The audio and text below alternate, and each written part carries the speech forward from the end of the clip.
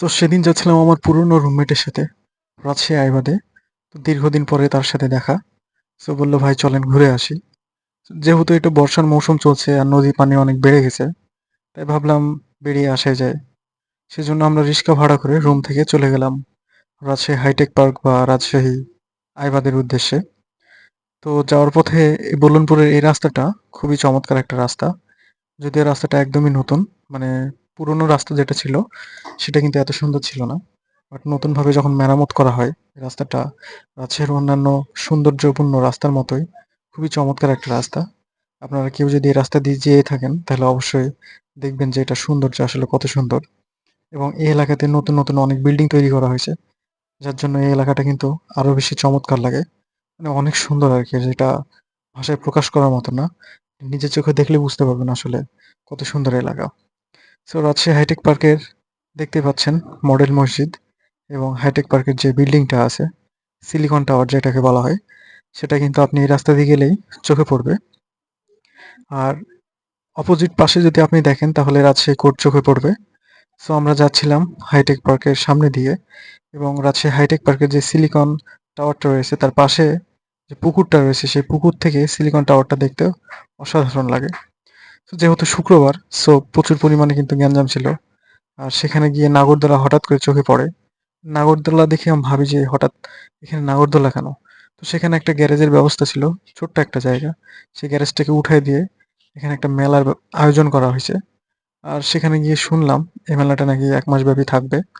যদিও ছোট্ট একটা জায়গা, বাট অনেকগুলাই দোকান ছিল। প্রায় ১০-১৫টা দোকান ছিল। অ্যান্ড প্রয়োজনীয় যে জিনিসগুলো আছে, বিশেষ করে মেয়েদের কসমেটিকের জিনিস এবং ঘরের আসবাবপত্র, এ সকল জিনিস আপনারা খুব সহজেই পেয়ে যাবেন। আর এখানে নাগরদোলার ব্যবস্থা করা হয়েছে, যাতে ছোট বাচ্চারা সেখানে গেলে অনেক বেশি আনন্দিত হবে এবং বিনোদন পাবে। তো এখানে একটা নৌকা বসানো হয়েছে, দোলনা নৌকা টাইপের যেগুলো আর কি। আর এখানে দেখতে পাচ্ছেন ছোট বাচ্চাদের লাফানোর জন্য ব্যবস্থা করা হয়েছে, যাতে আসলে যে কোনো মেলাতে দেখবেন যে বড় মানুষের থেকে ছোট বাচ্চাদের আনন্দ একটু বেশি হয়। সো তাদের জন্য এক্সট্রা কিছু যদি সেখানে প্রোভাইড করা যায়, সো মেলাটার আয়োজনটা মানে সাকসেসফুল হয় আর কি। কারণ অ্যাট্রাকশনটা মেইনলি কিন্তু বয়সে ছোট বা ছোট বাচ্চারা, তারা যত বেশি এন্টারটেইন হবে গার্জিয়ান তত বেশি যাবে, আর মেলাটা তত জমে যাবে।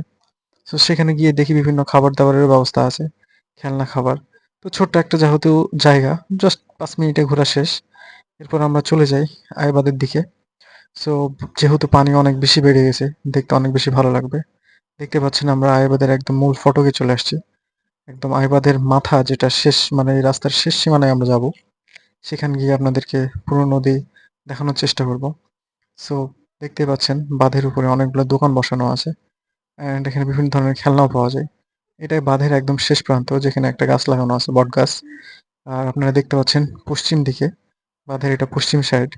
এই সাইডে সূর্য ডুবলে অনেক সুন্দর কিন্তু দেখায়। মানে এটাও আসলে ভাষায় প্রকাশ করার মতো না। এত সুন্দর একটা সেখানকার সিনারিটা, মানে অসম্ভব সুন্দর। বিশেষ করে এই সূর্য ডুবার মুহূর্তটা অনেক, অনেক বেশি সুন্দর। দেখতেই পাচ্ছেন পানি একদম শান্ত হয়ে গেছে। আর এখান থেকে সিলিকন টাওয়ারটাও দেখা যায়। সো খুবই চমৎকার একটা পরিবেশ। আর প্রচুর পরিমাণে কিন্তু মানুষ সেখানে প্রতিদিনই যায়। বিশেষ করে শুক্রবারে এক্সট্রা কিছু মানুষ যায়, যাদের অফিস কিন্তু ছুটি থাকে।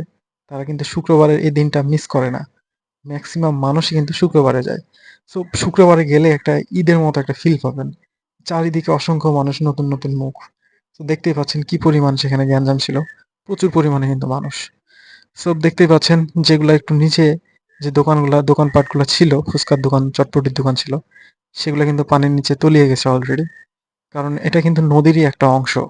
আর যেহেতু এটা বর্ষার একটা ভরা মৌসুম, এই ভরা মৌসুমটাতে পানি কিন্তু অনেক উপরের দিকে উঠে চলে আসে।